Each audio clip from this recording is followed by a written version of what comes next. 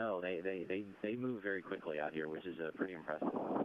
Josh, what's the setup now? If you can give us a rundown of the timeline of events that will lead to the return, I believe, to Karaganda later in the day today. Say again, Rob, I lost you for a few seconds. If you can give us sort of a timeline of events from this point on that will lead to the crew's return to Karaganda. Yeah, what's going to happen is all 3 crew members will go inside this medical tent here in the next few minutes. That'll probably take less than half an hour to get them checked out. They'll take their vitals. They'll get them out of their launch and entry suits. And then each one of the crew members will go to a specific pre-assigned helicopter.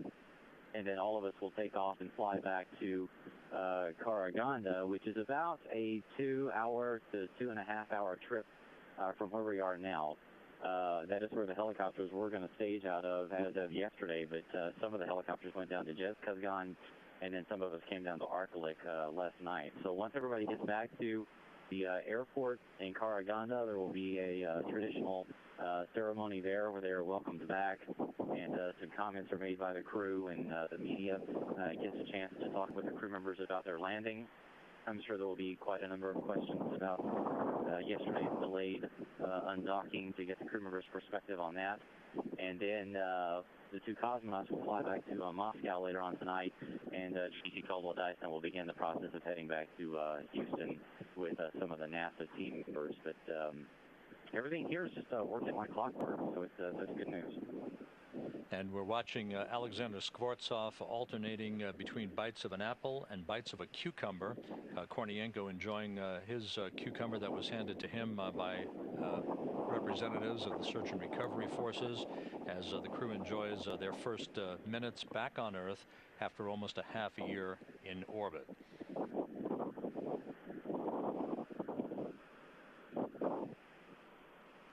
You've been hearing Josh Byerly down at the landing site, NASA Public Affairs Officer. Any final thoughts there, Josh? Well, I can see that the Kazakhstan team members are pulling up the Kazakhstan flag. Roscosmos is here. You know, it's kind of a heartwarming thing where you see how proud all of these people that worked to bring back these crews are each time one of these Soyuzes land. I mean, they take a lot of pride in the work that they do, not only the Russian search and recovery forces, but the the Roscosmos team members and obviously the NASA team members as well. So, it'll be good to get the crew out of their suits and back on their way back home. And, of course, we'll get a chance to talk to Tracy Caldwell-Dyson before she heads back to Houston to get her thoughts on her time aboard the station and also what this Soyuz landing is really like. So we'll be sure to bring that to you and get that to you as quickly as we can. Thanks, Josh. We appreciate your insight and observations down at the landing site, and safe trip for you back to Karaganda and then back to Houston. We'll look for you back here. Yeah, we'll see you in a couple of days. NASA Public Affairs Officer Josh Byerly down.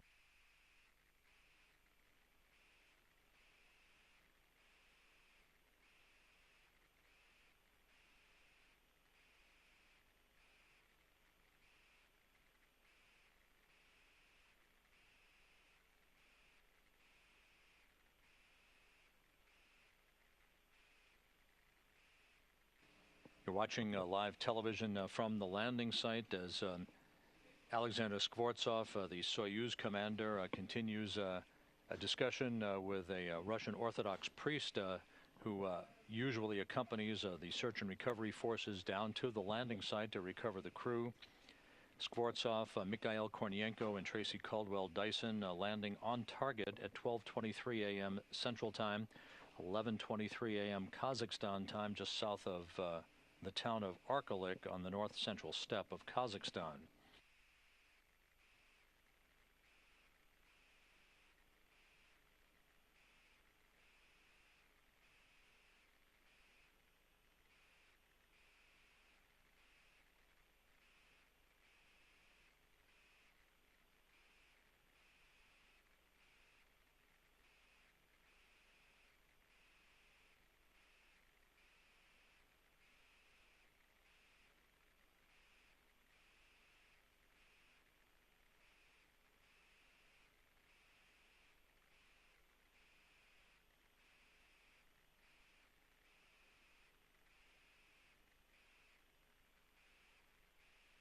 A short time from now, the three crew members will be carried in those reclining chairs into the inflatable medical tent that was erected nearby the Soyuz capsule.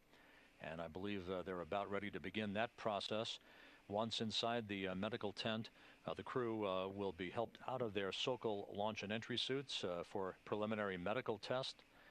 You can see on the far left of your screen, just behind Tracy Caldwell Dyson, that's the chief of the astronaut office, Peggy Whitson, a veteran space station commander. Alongside of her, Kirk Shireman, the deputy program manager for the International Space Station program.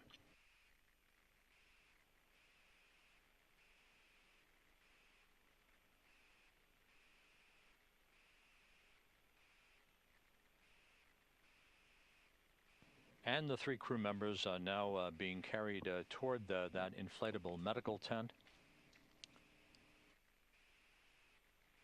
They will be inside that tent for the better part of the next 45 minutes or so before they will be brought back outside the tent to be placed in all-terrain vehicles for a very brief ride of just a minute or two over to their respective helicopters. They'll board those helicopters for the flight back to Karaganda, to the airport in Karaganda, where their respective aircraft are waiting. There'll be a welcoming ceremony in traditional Kazakh style for them at the Karaganda airport, after which the crew actually will split up as Skvortsov and Kornienko will board a Gagarin Cosmonaut Training Center aircraft bound for Chkalovsky Airfield outside of Star City and their training base at the Gagarin Cosmonaut Training Center. Tracy Caldwell Dyson will board a NASA plane en route back to Houston. We wish them good luck coming back home and meeting their families. The landing was nominal, as you, of course, may have seen yourself, and of course I understand you all wonder what was accomplished over the 24 hours. Well, one thing we did was to make sure that the press signal was a false signal, and it was indeed so. The next thing we did was the troubleshooting session. We did identify the the failure that proved to be of mechanical nature, and the crew did their best to eliminate it. They removed the faulty piece of equipment and delivered it to the Earth. The next cargo vehicle will deliver the spares. Yes, I got the confirmation. The new crew will deliver it on the 8th, and the new crew will make all the necessary repairs. As you are aware, there's too much force applied without thinking, and one little screw got broken. The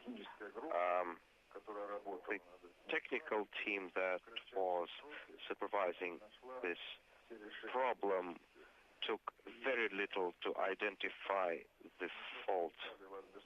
We thought that bothering на сутки перенести, поэтому мы не стали вклиниваться.